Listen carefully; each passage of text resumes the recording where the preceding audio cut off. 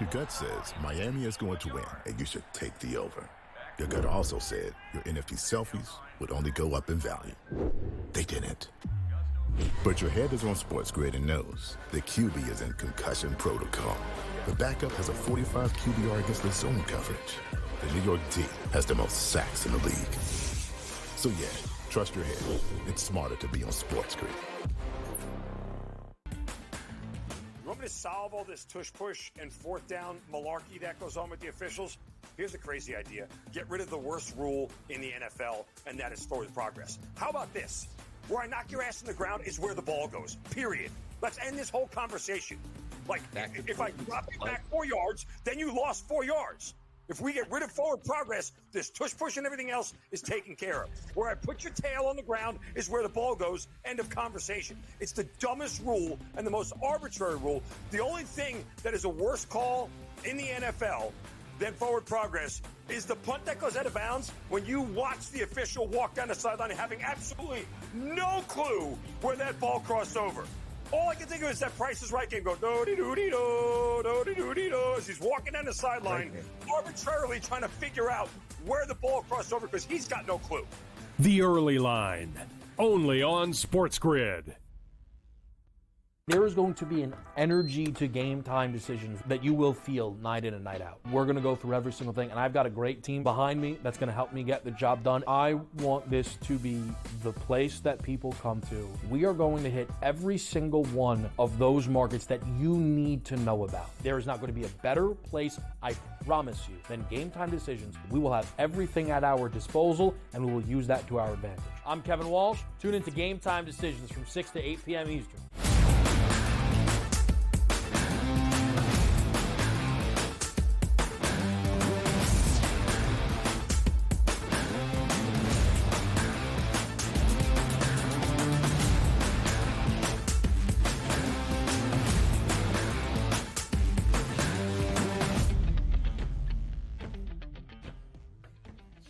We welcome you to hour number 3, our third and final, live right here on the Early Line on SportsGrid. It is a Monday. We hope it is continuing your weekend, the long holiday weekend, celebrating President's Day. We hope you've had a good start to your week with us here on TEL. He is Donnie right side. I am Ben Stevens. One more hour to go up until 11 a.m. Eastern time, and plenty to preview. Four Nations face-off. Final day of group play round robin action today with a doubleheader inside Beantown. That would be TD Garden in Boston. We'll look at the prop perspective and the outcomes of those games with Tom Vecchio in just a little bit. No NBA action, of course. The association at the All-Star break now. We get underway with a makeup game on Wednesday that will feature the Lakers, but some college basketball games to break down before this hour is through, DRS.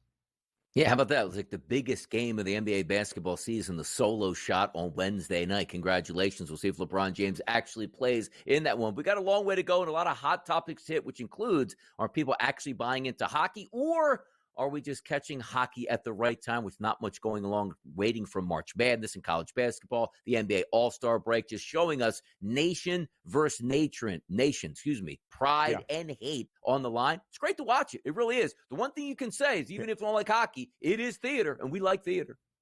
No doubt about it, DRS. And the Four Nations face-off has been awesome, both from the perspective and the atmosphere of games and in terms of record-setting viewership on Saturday night. For that matchup, highly anticipated, the border rivals, the United States and Canada. The U.S. victorious, winning 3-1. And on average, 4.4 million viewers tuned in on Saturday. The highest-rated TV audience for a non-Stanley Cup final hockey game in the last 5 years. That is overwhelming success for the sport, which puts it in direct competition, Donnie, with All-Star Weekend around the NBA as they try to change their format, trying to make it a better TV product. Did they lose the plot and actually go in the reverse direction throughout this weekend? It was basically our question for you. What did you enjoy most on your holiday weekend when you were tuning in to watch some sports? That was the question in Fade the Public.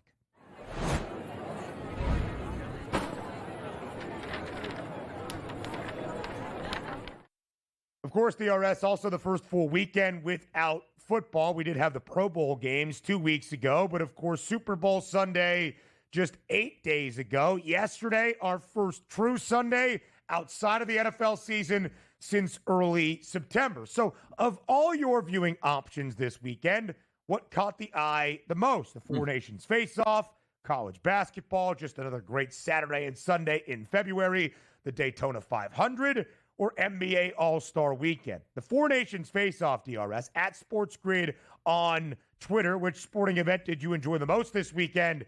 Our overwhelming winner, nearly 59% of the votes. That's noteworthy. Again, the atmosphere, the electricity, the hatred on display on Saturday, that was awesome between the U.S. and Canada. But I think even more eye-popping, perhaps, in those numbers than just the Four Nations face-off running away with our Fade the Public poll, NBA All-Star Weekend coming in dead last. Fewer than 3% of the vote at SportsGrid on Twitter on our FTP poll.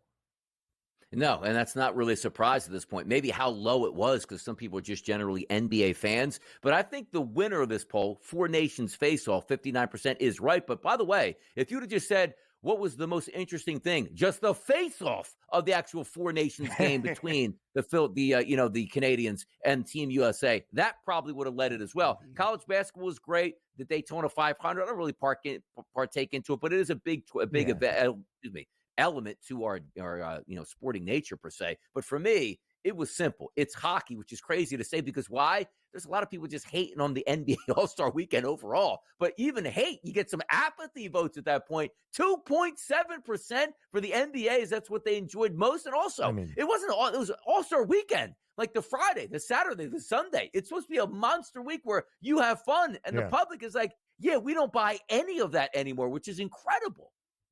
DRS, all day Saturday, of course, I was watching a ton of college basketball. I voted for the Four Nations Face-Off, though, because it felt like a unique product. Obviously, I love college basketball more than most things in my life, so I was watching all day long, and it was a great Saturday in February. I said most things in my life. It was a great Saturday in February, don't get me wrong, but the United States versus Canada, with the national pride at stake, the bitterness between these two countries at the moment, maybe a little bit more geopolitical than just the fights on the ice on Saturday. Donnie, it was great. It was awesome. And I was out and about with my lovely fiance on Saturday night, celebrating Valentine's Day weekend. We had an awesome dinner. I made sure to get home to watch two things. The Four Nations face-off between the United States and Canada, and Tom Izzo's hunt for history against the Illini in Champaign. I didn't make sure to get home to see the skills challenge. I didn't make sure to get home to see the dunk contest, the three-point contest. Donnie, you said it early in the show. You didn't watch the All-Star game last night. Correct. That's almost unheard of. I tuned in for a couple of minutes just so I could try to be informed in what I shared with everybody on this Monday morning. If I did not work in this industry, in this profession, in this gig on a Monday morning, I would not have watched over the weekend. And maybe that says I have other interests now and my schedule's a little bit busier, sure, but that's not a great sign for the All-Star games or game or weekend itself. Yeah, and you're right. It wasn't as if it's like, well, hey, the college basketball men's tournament is on Sunday night. Just couldn't catch the NBA All-Star Weekend, or Major League Baseball's opening night was the same night as the All-Star game. There was nothing going on Sunday night but the All-Star game, which is the design where they think they can get the most ratings and the most appreciation. And people like myself in the industry are like, well, I watched the pregame, but am I going to stay up late doing an early morning show just to catch some of this? And, of course, just waking up in the morning, social media and the highlights were all I needed to see because the expectations weren't going in. Hey, let's see how this plays out. The expectations were this is probably going to be awful, just like the past 10 years of the NBA All-Star game have been awful, and we were proved correct because it starts also like All-Star Weekend again, it says. This isn't just All-Star game, which hey, man, that dunk competition was great. dead as a doornail in the arena, except for 4 dunks by Mac McClung. Like, no anticipation anymore. No standing ovations around the arena. The three-point competition, which some people would argue with you, is the better version of the competition than the dunk, and it got absolutely no hype whatsoever. Hero wins it. Fantastic. Did anybody care? That's the people that were betting those tickets. We've come a long way from, wow, what a weekend, to, wow, I just hope this weekend is over, and why do we have to wait basically 4 more days to watch NBA basketball? The scenes of the early 2000s, late 90s, the guys with their camcorders out there taking in the festivities is awesome. You also can't get that anymore. We have social media. We have the immediacy of it all. It is a very different, unique beast. However, with that being said, it should be probably more social media conjecture than what we saw on Saturday if you are a true event. I don't know if the NBA goes back to the drawing board. I don't think they should, frankly. I actually think the games themselves on Sunday night were kind of fun and competitive for what we can expect during an all-star type of festivity. But when the broadcast spends the entire time bashing it, when you have the broadcast interrupted by tributes of a studio show with those guys acting as the coaches before the season is even done, when you have the broadcast interrupted by Mr. Beast and Kevin Hart, that's not appealing to anybody. Nobody wants that. So that's where I think the product can be better, Donnie, and that would probably be the change that we see with the All-Star game moving forward. Yeah, and maybe All-Star Saturday night is the team competition like you just saw with the All-Star game actually on Sunday. There are ways they can change it, but again, it's not up to the fans. We want greatness. The players, they don't want greatness on this weekend, and they've spoken loudly over the past decade about that. And listen, there's new TV contracts in the league. Maybe they're making money just off having the All-Star weekend be expanded. We don't know. We'll talk more association playoff picture next.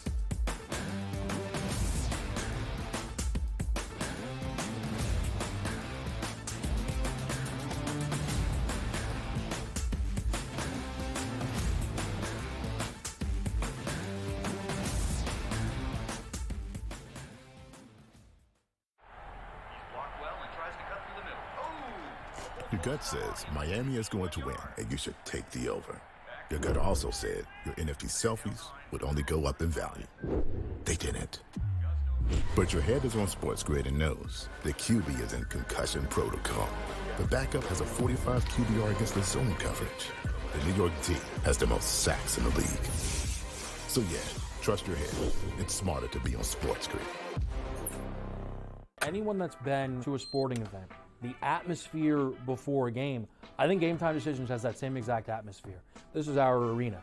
This is what we do. There is going to be an energy to Game Time Decisions that you will feel night in and night out. The excitement you get when you lock your bets in, when you're figuring out what you want to do, we can zone in on the biggest games each night. I want this to be the place that people come to before the games start so they feel as ready as possible to lock in their cards. We are going to hit every single one of those markets that you need to know about. We're going to go through every single thing, and I've got a great team behind me that's going to help me get the job done. There is not going to be a better place, I promise you, than Game Time Decisions to get that new information, react to it, and be able to then bet accordingly. We will have everything at our disposal, and we will use that to our advantage.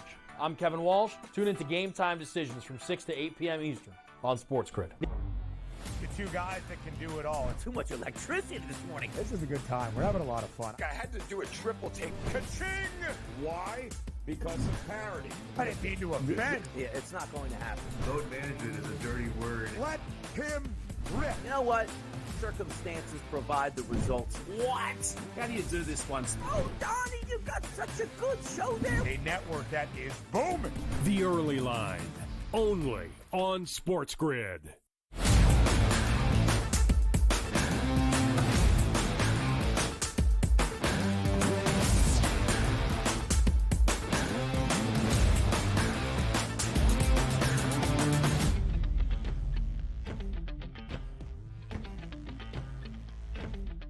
So we are officially at the All-Star break. All-Star weekend is over. We have 2 full days off from the association. One game, a rescheduled game between the Lakers and I believe the Hornets coming our way on Wednesday night. A makeup game, of course, from the devastating wildfires earlier in January in Los Angeles. And then everybody gets back into action Thursday, Friday, and through the weekend. So full 2 days off at the All-Star break. Let's talk that playoff positioning and postseason picture around the association.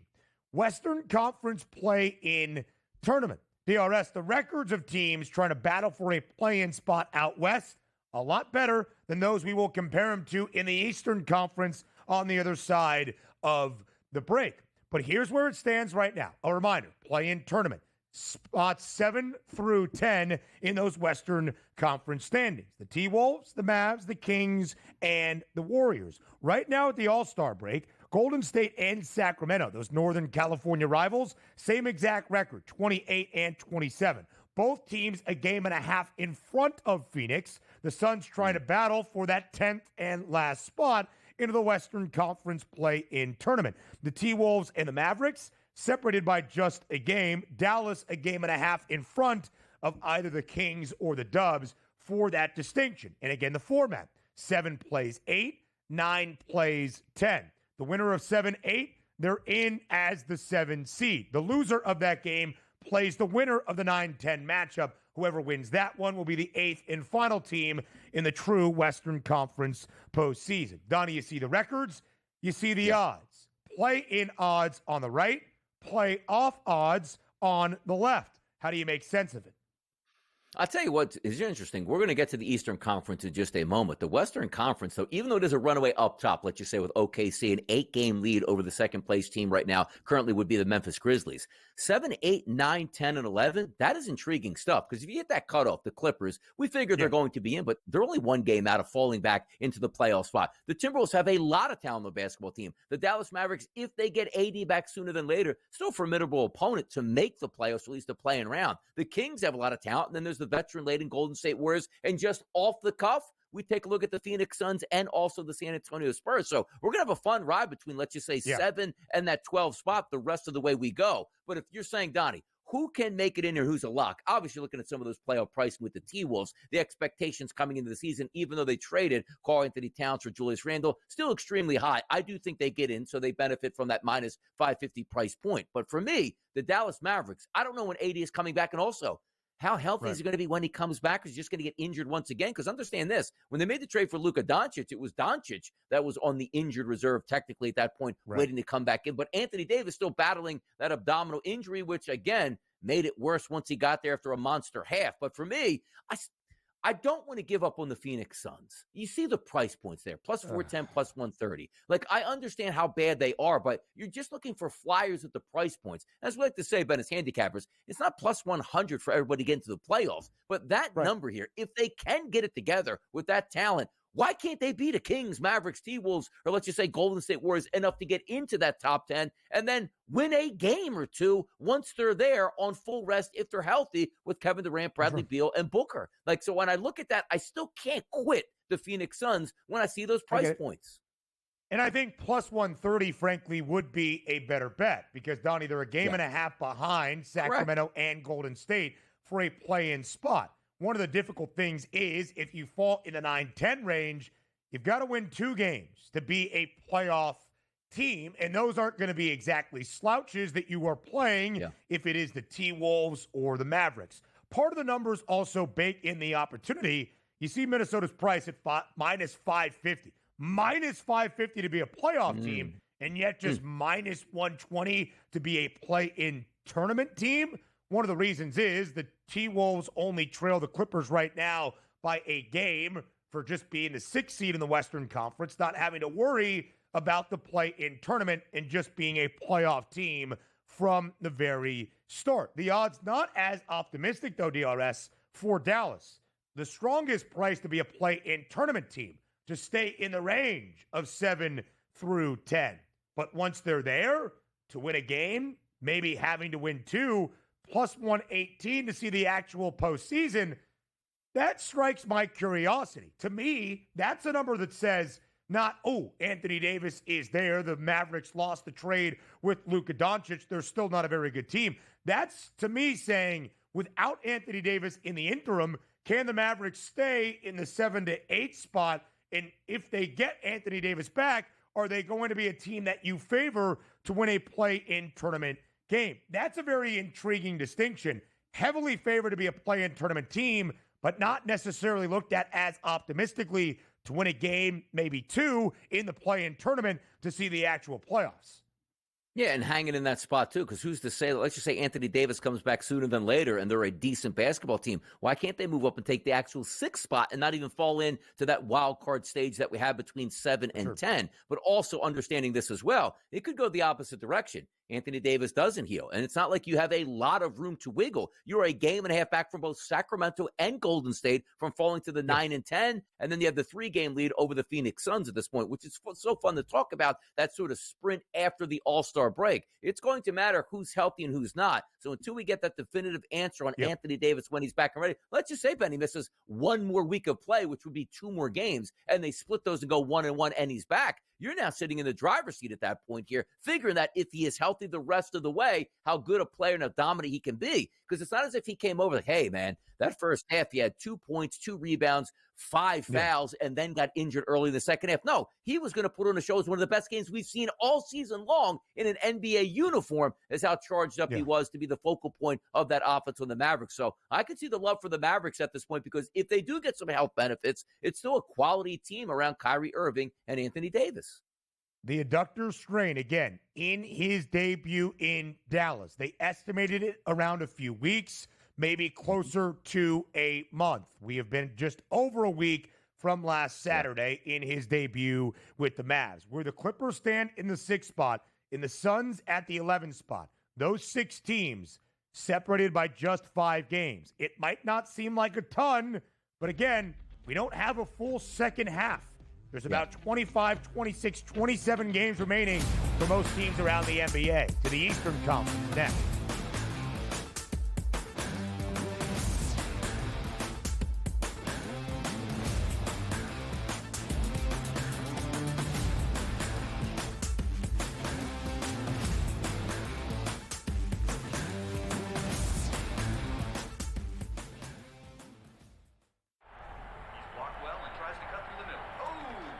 Your gut says Miami is going to win, and you should take the over.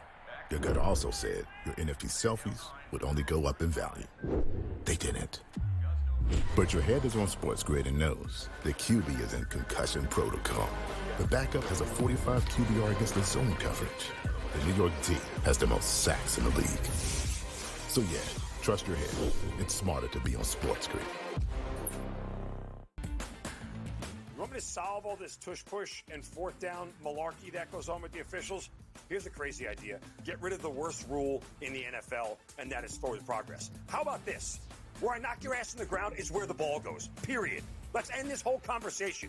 Like, if I drop you back 4 yards, then you lost 4 yards.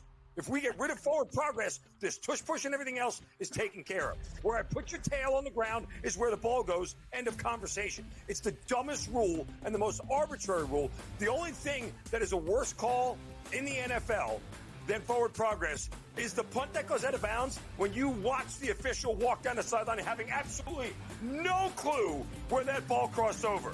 All I can think of is that Price is Right game go do-de-do-de-do, do-de-do-de-do, as he's walking down the sideline, arbitrarily trying to figure out where the ball crossed over because he's got no clue. The Early Line, only on SportsGrid. There is going to be an energy to game time decisions that you will feel night in and night out. We're going to go through every single thing, and I've got a great team behind me that's going to help me get the job done. I want this to be the place that people come to. We are going to hit every single one of those markets that you need to know about. There is not going to be a better place, I promise you, than Game Time Decisions. We will have everything at our disposal, and we will use that to our advantage. I'm Kevin Walsh. Tune into Game Time Decisions from 6 to 8 p.m. Eastern on SportsGrid.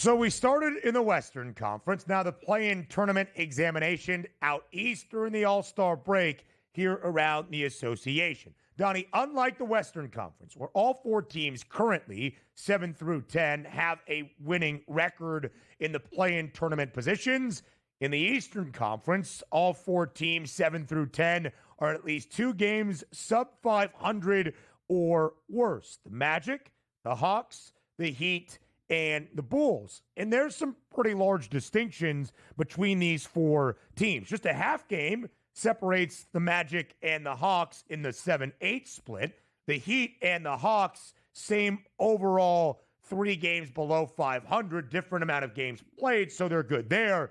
The Bulls are back by 4 games of both the Magic and or the Hawks and the Heat, rather, in terms of making up that 10th and final spot.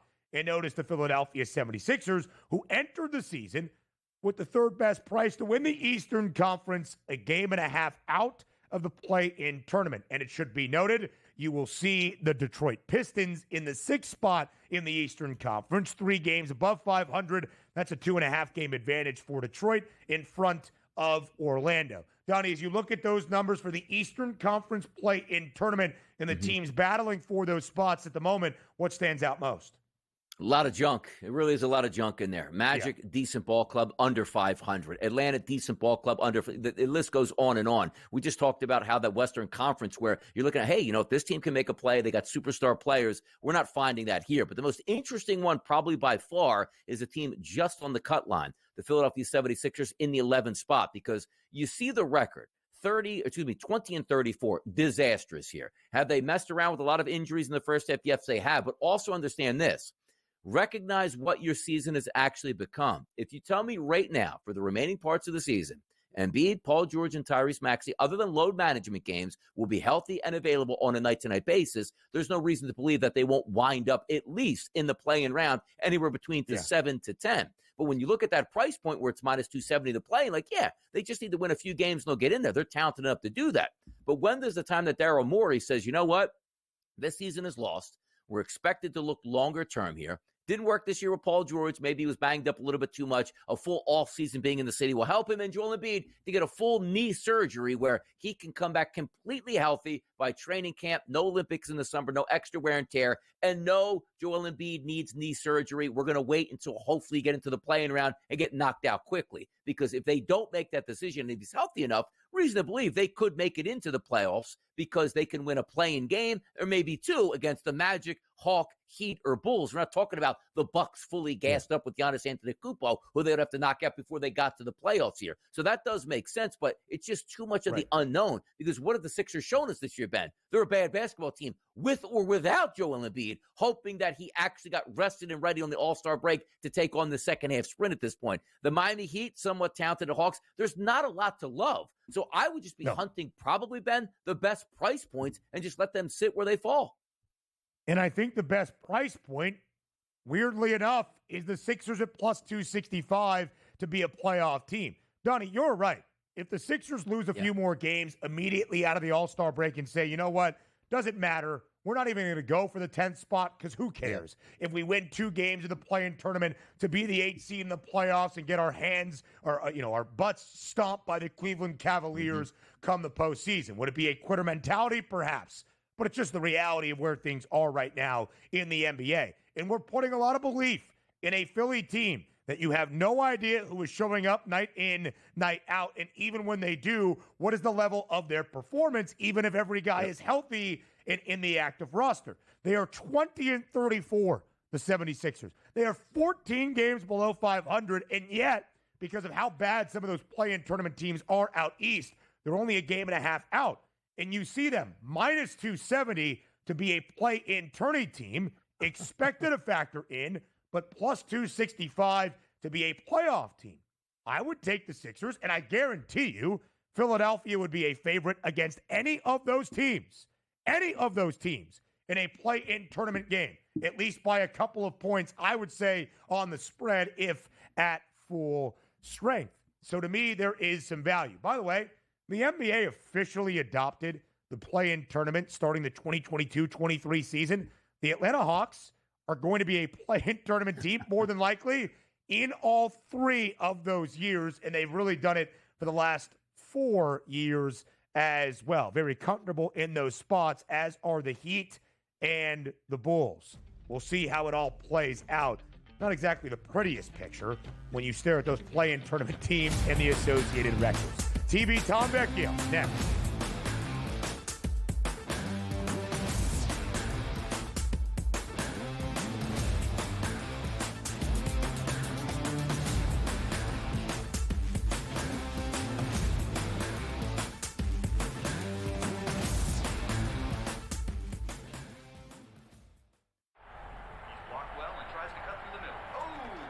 Your gut says Miami is going to win, and you should take the over. Your gut also said your NFT selfies would only go up in value. They didn't. But your head is on SportsGrid and knows the QB is in concussion protocol. The backup has a 45 QBR against the zone coverage. The New York D has the most sacks in the league. So yeah, trust your head. It's smarter to be on SportsGrid. You want me to solve all this tush-push and fourth down malarkey that goes on with the officials? Here's a crazy idea. Get rid of the worst rule in the NFL, and that is forward progress. How about this? Where I knock your ass in the ground is where the ball goes, period. Let's end this whole conversation. Like, if I drop you back 4 yards, then you lost 4 yards. If we get rid of forward progress, this tush-push and everything else is taken care of. Where I put your tail on the ground is where the ball goes, end of conversation. It's the dumbest rule and the most arbitrary rule. The only thing that is a worse call in the NFL than forward progress is the punt that goes out of bounds when you watch the official walk down the sideline having absolutely no clue where that ball crossed over. All I can think of is that Price is Right game go do-de-do-de-do, do-de-do-de-do, as he's walking down the sideline, arbitrarily trying to figure out where the ball crossed over because he's got no clue. The Early Line, only on SportsGrid. There is going to be an energy to game time decisions that you will feel night in and night out. We're going to go through every single thing, and I've got a great team behind me that's going to help me get the job done. I want this to be the place that people come to. We are going to hit every single one of those markets that you need to know about. There is not going to be a better place, I promise you, than Game Time Decisions. We will have everything at our disposal, and we will use that to our advantage. I'm Kevin Walsh. Tune into Game Time Decisions from 6 to 8 p.m. Eastern on SportsGrid.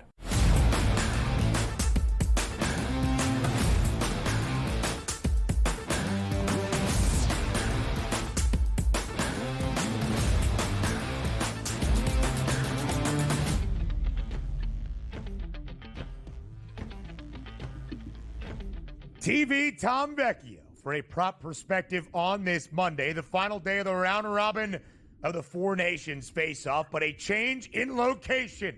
Stateside we come. We're shipping up, or I guess down to Boston from Montreal inside TD Garden today for a doubleheader of matchups. Vecchio, we appreciate the time as always. Looking forward to that prop perspective for this Monday doubleheader in what has been a great event so far in the Four Nations face-off. Of course, it has been absolutely awesome over the first few days. We have 2 more games today, the final on Thursday, like you mentioned. Lot to get to. We also take an early look at some baseball lines, some baseball futures, which I locked in on Saturday night on In-Game Live when I was doing the show with Brady Cannon. Let's get to it. Listen, we're going to have to clip off this segment to remember this moment, middle of February, if this does end up cashing come late September. Let's go back, Tom, to Saturday night. In that Four Nations face-off thriller up in Montreal between the United States and Canada. There was fights, there was anger, there was hate, and ultimately an American 3-1 victory. The U.S. has now booked a spot in the Four Nations final on Thursday evening inside TD Garden with the 3-1 win over the Canadians. Vecchio, when you look back on Saturday, working the show, getting ready for this matchup, what will you remember most? I'll remember most that the U.S. took care of things on defense, right? And you're holding an unbelievably talented offensive team to one goal that came early and then lock things down for the rest of the game. And granted, you could say that Canada wasn't at full strength, right? They didn't have Cale Makar out there, who's literally the best defender in the world. But when you have McDavid, McKinnon, and Crosby out there, Mitch Marner, Sam Reinhart, all these players, and you hold them to one goal, that is incredibly, I want to say almost inspiring of what we're going to see next year, considering the U.S. also isn't at full strength when Quinn Hughes isn't there and Tage Thompson isn't on the team and Jason Robinson is on the team. So having to build on this for next year's gold medal game to beat Canada, that is what I'm truly interested in. Let's take a look tonight. Canada and Finland going to square up 1 p.m. Eastern here. And as you know, the great warriors of the past, guys, as you know, travel across oceans here. What did the first thing they do once they landed? They burn the boats because they're not going back to show them we are here to win. So what I'm hearing from inside Team Canada, all the executives took the passports and lit them on fire because the boys got to stay for 2 games and they got to win, which includes game number 1. Heavy favorites, minus 430 price. A total of 6.5 is Canada. Lay waste to Finland today. How about that, Tom?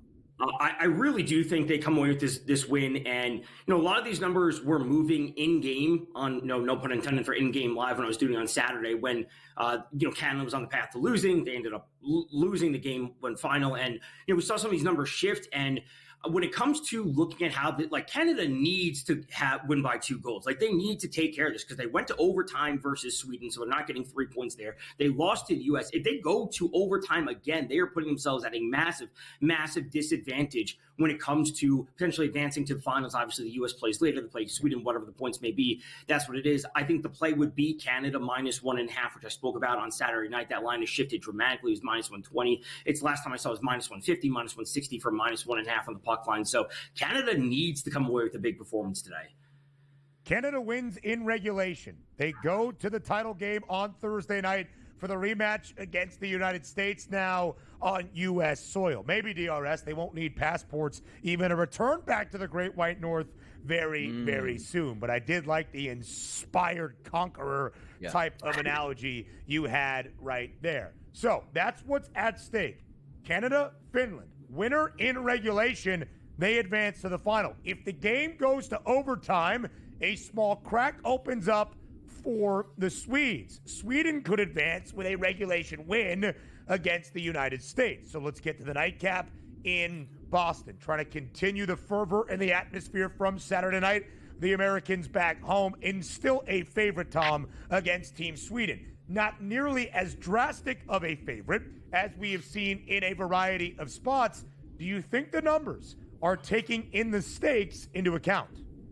These numbers may shift as after we get the finale of game 1. And this reminds me of the last regular season games of Mets versus Braves. If you remember that doubleheader we had to end the regular season, we will partially know the outcome in theory of what could happen. So I'm not expecting Connor Hellebuyck to start for Team USA just because he should be starting the final. Wouldn't be surprised to see a split. Jeremy Swayman is the Bruins goalie. To see him start on home ice wouldn't be surprised.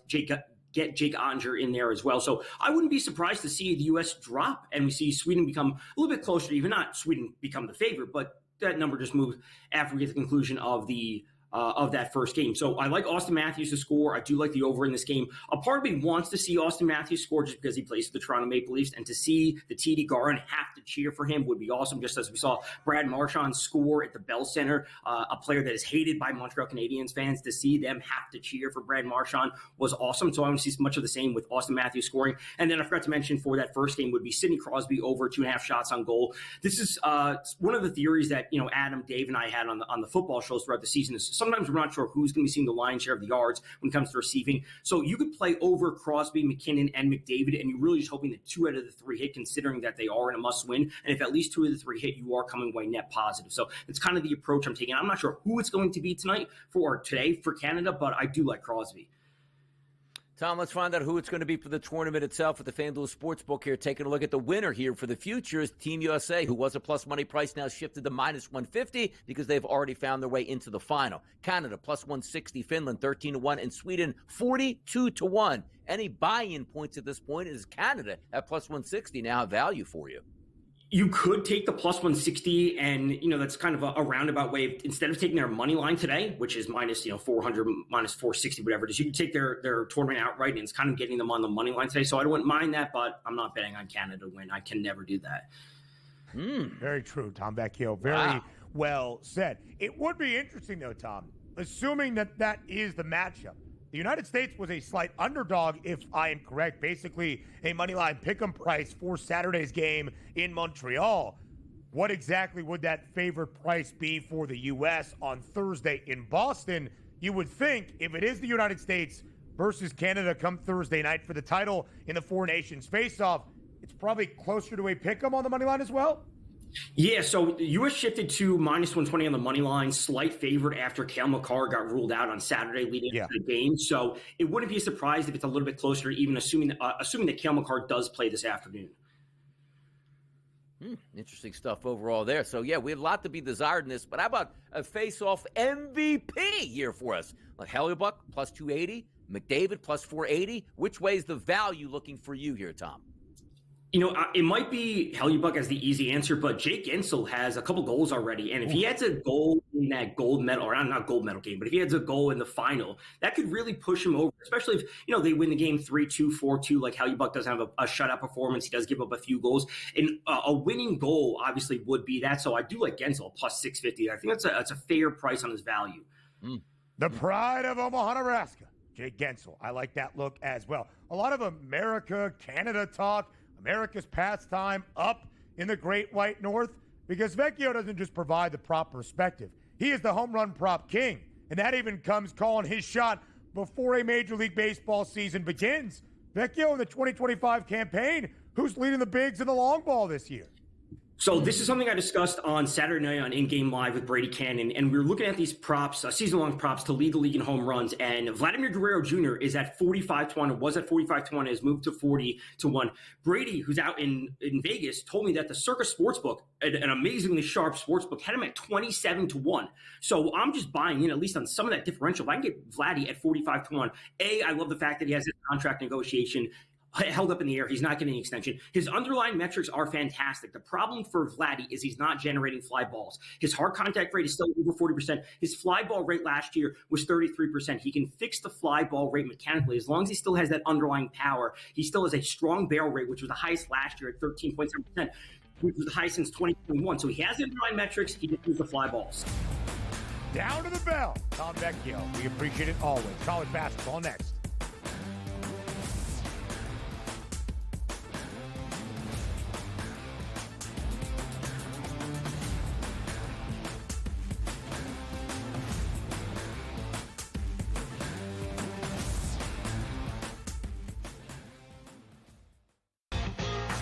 Slow play drum beat grows louder and louder every week, to the point now that they're making overt references to it on the broadcast. So there's plenty of other guys that have to get faster.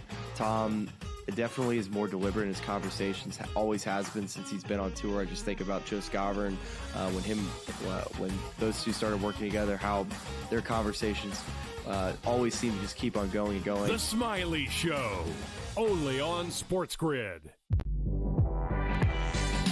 At some point, these 80s are going to learn we don't need to hire ex-NBA guys.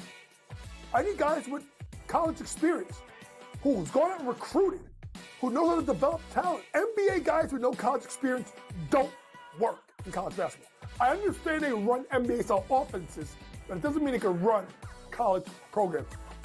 Betting above the rim, only on SportsGrid. In a short format tournament like this, like the Olympics, now this is even smaller, only 4 teams, who's got the best goaltending? You're talking 3 round robin games and then a knockout with 4 teams. So you're playing 5 games. I'm not sold yet, Mike, on the USA stuff, on the merch, but I think I'm sold on the USA at least being in the final. Only on SportsGrid.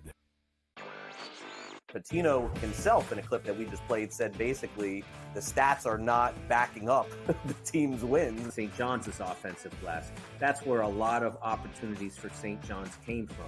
St. John's does not shoot the basketball well. It might even be fair to say they shoot it poorly. They were 3 of 16 from deep last night. But it doesn't seem to matter to them. Newswire. Only on SportsGrid.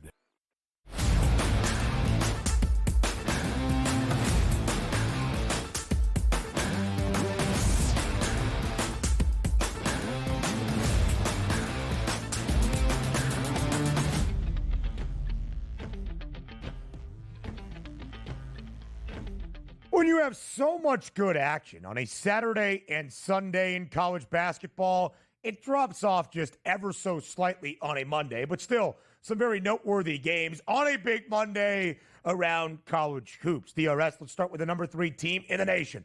That would be the Duke Blue Devils in action on the road in Charlottesville against Virginia. There's a chance the Dukies move up in the AP poll that will be released around 1 p.m. Eastern time on this Monday, of course, with Alabama going down at home to Auburn over the weekend. 13.5-point spread now in favor of Duke. Total stands at 131.5. This is not the Virginia basketball of old. Of course, Tony Bennett is no longer the head coach of the Cavaliers, but they are playing better basketball as of late. UVA has won 4 straight. Can they provide a test to the Blue Devils tonight? Yeah, you know what's interesting, too, because you look at Virginia the past couple of games, they've actually been scoring some pretty decent numbers here, but I don't know if that's going to continue tonight. Why? Duke on offense themselves, number 1 in efficiency in conference play in the ACC, but what do we also love about Duke? Number 1 on defense in the ACC play with efficiency, which then you start to fold into and say, what does Virginia not do well on offense, Ben? Well, they don't offensively rebound the basketball all that much. And when you talk about a team that plays at that glacier pace, you better get second chance opportunities. Duke's a very good defensive team rebounding the basketball. So less putbacks here, less second chance points. Also understand this, 18 teams in the ACC, 17th at getting to the free throw line, it's the Virginia Cavaliers. 4th at fouling is the Duke Blue Devils. Not a great match. So already what we're saying, Ben, is you're not going to get second chance opportunities. You're not going to steal points at the charity stripe. That's going to hurt. Also keep in mind, the Duke Blue Devils, number 1 in conference play, defending inside the arc at 43.6%. So if we're understanding this, Duke's going to win the game. Do you want to lay close to 15 points? Maybe you don't want to do that. But for me, I do look at the team total for Virginia, even bucking the recent trend that they've been scoring points under 58.5. Because if I look at a team that plays slow, doesn't get extra rebounds, won't get to the free throw line, going up against the most efficient defense in ACC play, I don't know if they get to 60 points. I'm willing to live with the under, despite the recent performances for Virginia on offense. Duke's the best defensive team in the ACC. That should hold true tonight as well. UVA has scored 73 points at least in 5 consecutive games. Donnie, they have actually played to the over in 14 ACC games this year 11 times. Not something you normally associate with UVA basketball. Now, even under Ron Sanchez, longtime assistant, under Tony Bennett, the format is still very much the same. 3rd slowest tempo in all of the sport. Not exactly efficient on the offensive side of the floor. I said 4 straight wins. Let me correct myself. 3 consecutive victories for Virginia, but they've won outright as a dog in that span as well.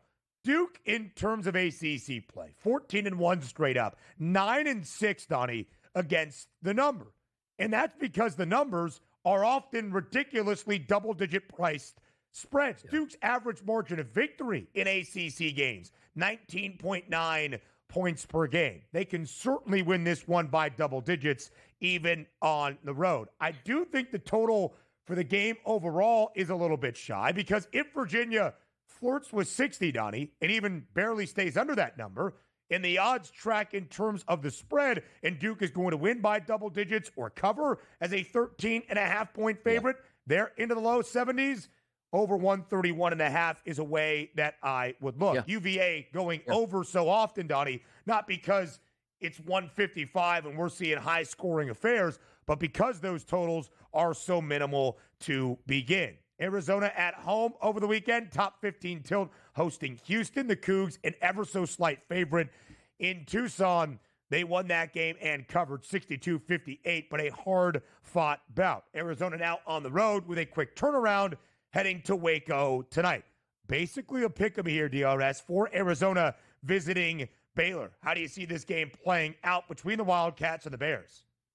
Yeah, take a look at the free throw shooting between these two in a close game. Who do you want to lean to? Well, it's 1 and 2 in conference play. 79.3% in conference play for Arizona. Then Baylor at 79.1%. So that's where you say, okay, both of these teams going to make their free throw shots. Who's actually getting to the free throw line more? We look at Arizona's defense in conference play, been number 1 in the conference and not allowing you to get to the free throw line. You say, why would that be important? Well, I just told you, they shoot close to 80% as a team, talking about Baylor getting to the free throw line. Also, point distribution for Baylor heading into this from the free throw line, 3rd in conference play. Almost 22% of their points come from the free throw line. Flip it over to the opposite side for Arizona. I just told you they don't foul. How about 15% of the points going against the defense going, which is 16th in the conference. So if I'm at Baylor and I'm like, you know what, I like to get to the free throw line and make a lot of free throws, I don't think that's going to be there. So you can go through and acknowledge them. Hey, the Arizona offense is good. They're looking for a bounce back. But sometimes you just like to pinpoint one spot in this game that can make a difference on a line at -1.5. I just don't think Baylor's going to get enough free throw attempts here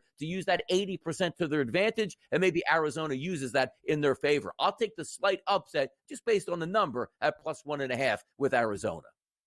Completely agree, DRS. Arizona, a tough week last week. They had played such better basketball. They had one conference loss entering this past week. They were on the road in the Octagon of Doom against a streaking K-State team.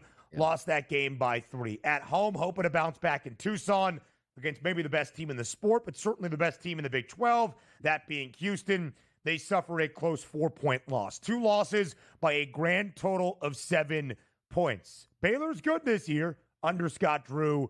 They're not the elite Baylor teams we have seen in the last few seasons. Really big game. Arizona also trying to keep pace with Houston to challenge the Cougars, if at all possible, for the top spot in the Big 12. I would also keep an eye on K-State tonight on the road in Salt Lake, catching 2.5 points. The Wildcats saw their 6-game win streak come to a close on Saturday, getting beat by double digits against BYU. But K-State has remained in Utah. Utah, a huge home win over Kansas. A favorite tonight, maybe coming down just a little bit. Any other looks for you, DRS, in college basketball on this Monday? No, going to get down some of the names that I usually get familiar with, like the McNeese States versus the Southeastern Louisiana, Lamar, and Northwestern State. So it's that time of the year where, as we just said, 2 weeks, in 2 weeks, we should say, we are going to already have conference tournament plays, which is pretty big. So get to know those teams now as they head down the stretch, catch a hot ticket, might be able to put some money in your pocket. So looking for it officially, college basketball season with the NFL hangover gone after this weekend. We're ready for action. Those college hoops teams totals, it's where DRS thrives in the sport, and I mean that. Donnie, have a great time on the money line. We'll talk tomorrow. More on the early line up next.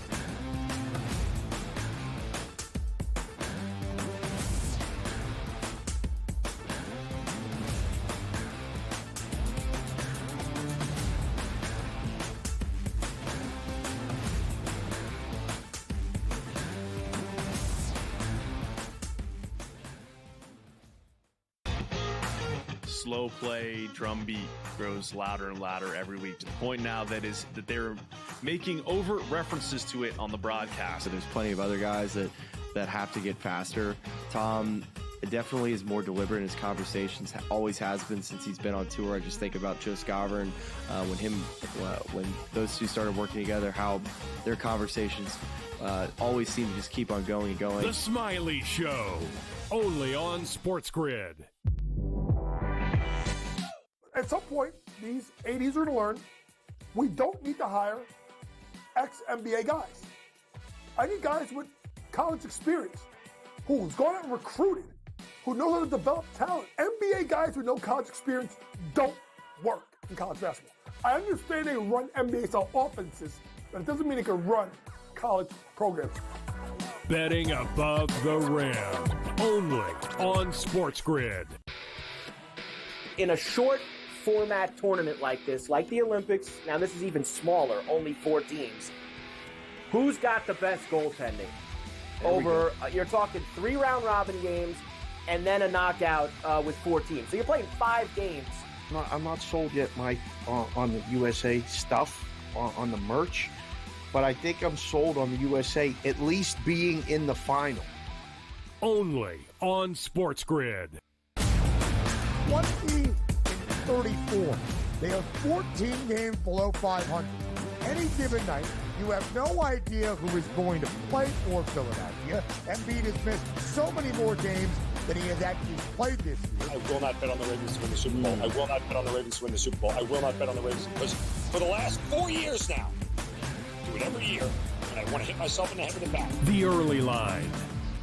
Only on SportsGrid.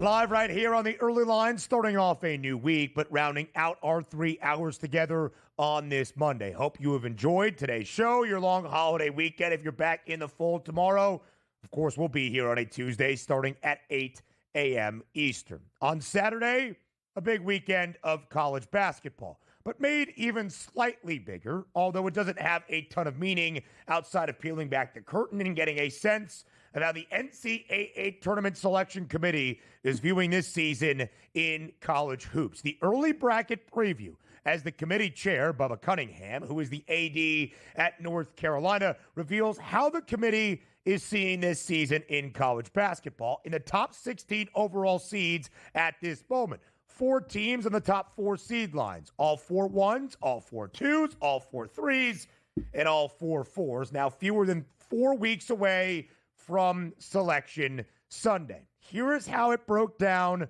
on Saturday. They went region by region. Part of this I will try to explain based on locale in just a moment. But Auburn, the number 1 overall seed, who could fault the committee for that? Proven immediately correct just a few hours later as Auburn goes into Tuscaloosa and knocks off the Crimson Tide in the first 1-2 in SEC men's basketball history ever as a road underdog. Auburn has 14 quad 1 wins. Only one other team in the country, that being Alabama, has at least 14 quad 1 plus quad 2 victories at this moment. And the Tigers have done this playing one of the most difficult schedules in the country. Auburn is going to be, in my estimation, unless disaster strikes on the plains in the next few weeks, knock on wood, the number 1 overall seed come Selection Sunday in just about 4 weeks. So Auburn, the number 1 overall seed. The other 3 top seeds in the South region, Texas A&M,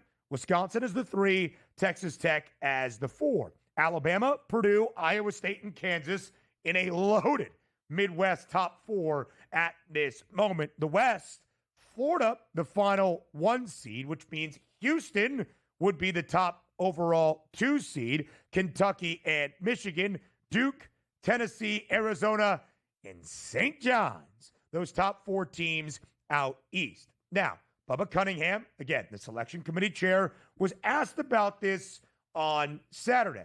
Because Auburn is the number 1 overall seed, they get to choose which region is most favorable, where they would want to play in the Final Four, where they would want to play, not the Final Four, where they would want to play in the Sweet 16 and the Elite 8, in the regional semi and final. I believe the South region is set to play in Atlanta.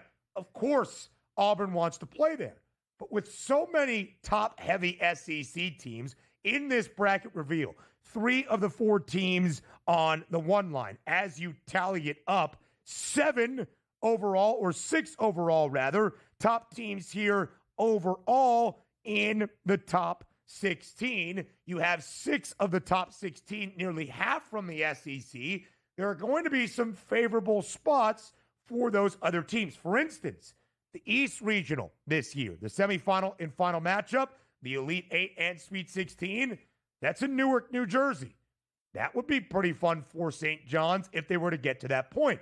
Of course, the selection committee chair in Bubba Cunningham saying he is understanding of location and they try to not make it a priority, but sometimes it's just how the bracket were to play out. And with so many SEC teams in that early bracket preview of the top 16 overall seeds, something to pay attention to. Again, the 4 teams on the 1 line, Auburn, Alabama, Duke, and Florida in that order.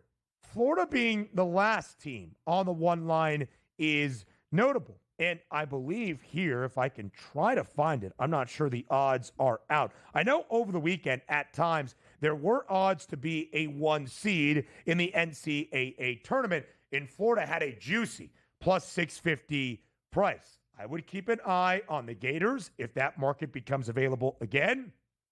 I would also keep an eye on the Gators in terms of those national championship prices, because here are the updated odds. Auburn, a short favorite, now kind of widening that gap in front of Duke at a 3-1 price. It is hard to argue the resume or the eye test of what we see out of the Tigers at this moment, deserving to be those solo favorites to win a national championship. Duke, second best price. Houston and Florida tied for that third best number at 9-1. Alabama rounds out the top 5 at 10-1. Some really intriguing numbers as of this moment, and it will only get better and better as we get closer to March in these final 2 weeks or so of February. The early line returns tomorrow, 8 a.m. Eastern time on the Grid.